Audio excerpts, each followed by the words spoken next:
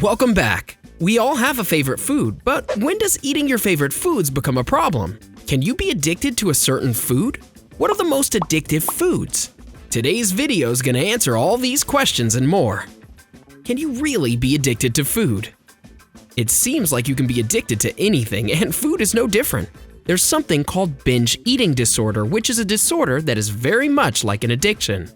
Even though the person experiencing this disorder knows the consequences are bad, they still partake in this destructive behavior. Studies suggest that there's growing evidence in the area of food addiction. Those who showed signs of food addiction were more impulsive and experienced greater food cravings than most, and are more likely to self-soothe with food. We're going to be focusing more on the idea that food itself can be addictive, rather than the person who is addicted to the food, which brings us to our next point. You don't have to be addicted to food to find certain foods addicting. Being addicted to food is one thing, but eating foods that are highly addictive is another. There have been many studies that are dedicated to the discovery of whether or not some foods are more addictive than others. It turns out that not all foods are addictive, and some foods actually share some of the same characteristics as certain recreational drugs. It shouldn't be a surprise when we tell you that most of the foods that fall under the addictive or problematic category are super high in fat, sugar, or both. Usually, these foods are processed and lack any nutritional value. Let's take a look at what foods are highly addictive and some healthier alternatives to help fight the cravings. Number 1. Pizza. We hate to be the ones that throw pizza under the bus, but this is one of the foods that consistently makes it to number 1. Pizza can be very processed, and the more processed something is, the more likely it is to be addictive. Not to mention the cheese, which is also highly processed. If you can choose a less processed crust, that makes it way less problematic and much healthier. But most pizza that comes from delivery is likely to be pretty bad for you. Not only that, how many times have you had just one slice? It's too easy to eat half a pizza in one sitting. The good news is, pizza is really easy to make at home. You can make it with all sorts of veggies and make it exactly the way you like it. Try swapping the regular pizza dough for cauliflower crust to make it a healthier option. Here's how to make it. Chop one head of cauliflower into big chunks. Then grind up the cauliflower in a blender or food processor until it's finely diced. Microwave for 8 minutes.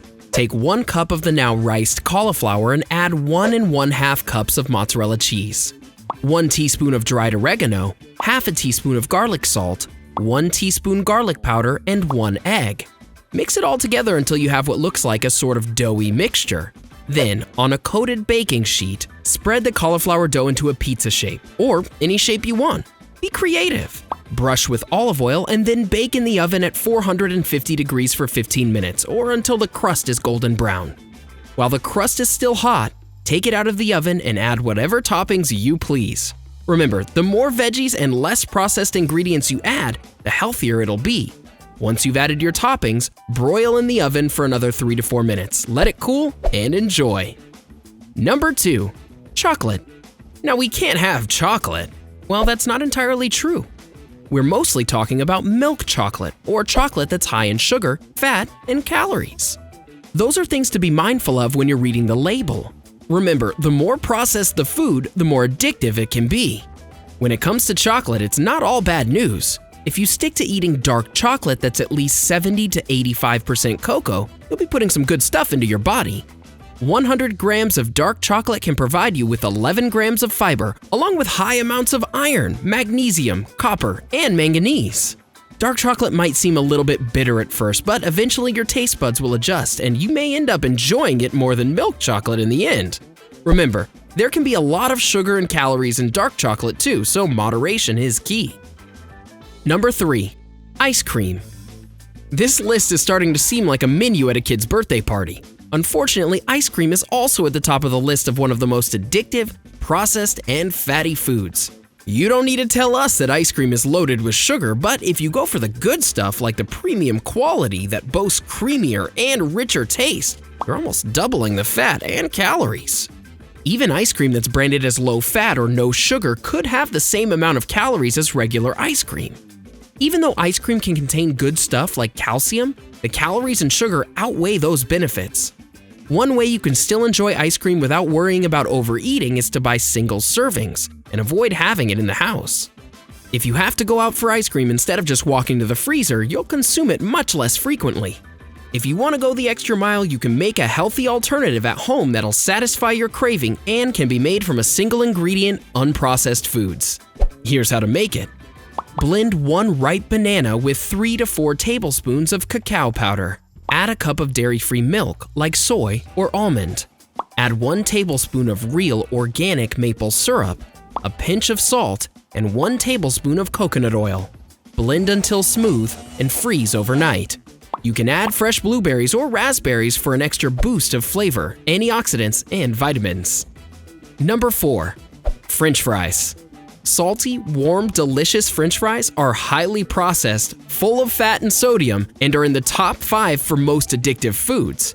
Not to mention they come as a side to many meals. It's no wonder the phrase, "Do you want fries with that?" is a staple in modern culture. Fast food is highly processed and it's loaded with carbs, fat, salt, and sugar. Unfortunately, these features make fast food like French fries taste good, but trigger the reward centers in the brain. Because the food has very little nutritional value, you're likely to get hungrier faster. And this is because your body can break down this food quickly and your brain is tricked into wanting more. This means the next time you're feeling hungry, it's more likely you'll head to the local fast food joint instead of searching out whole, unprocessed foods. Often, restaurants will offer sweet potato fries instead as a healthier option, but be cautious. Anything made in a restaurant is very likely to contain higher amounts of salt and oil. It's a much better option to make food like this at home so you know what's going into your food you're about to eat. Try baking sweet potato fries at home for a healthy alternative. If you'd like to know more about the effects fast food can have on your body, check out this video called "What Fast Food Does to Your Body and Mind."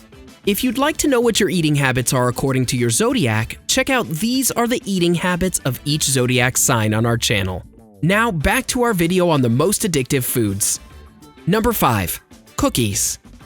Cookie monsters beware, because these bite-sized sweet treats are full of addictive ingredients. Ingredients like added fat, refined carbohydrates, and sugar are highly processed. Not to mention that they come in every shape, size, and flavor and usually include a ton of added sugar. They're also bite-sized, which makes it easy to eat a whole batch of them in one sitting. Who hasn't eaten one whole row of cookies at a time? I know I have. The solution here, if you don't want to avoid eating cookies altogether, is to make them at home. Not only can it be a fun activity for your family and friends, but you can pick and choose what goes into them. Instead of using sugar, try using stevia, fruit, or natural sweeteners. Here's a healthier cookie recipe that you can try at home. Cinnaraisin oat cookies. Take 1 cup gluten-free rolled oats and blend them until they turn into powder. In a separate bowl, mush 1 very ripe banana until no clumps remain. Stir in oats, 3 tablespoons of raisins, 1/2 teaspoon of cinnamon, and a pinch of salt. Mix well to form a cookie dough. Place cookies on a baking sheet and bake in the oven for 20 minutes, flipping halfway through at 350 degrees. Do you eat any of the foods on our list? Will you try some healthy alternatives instead? Let us know in the comment section below.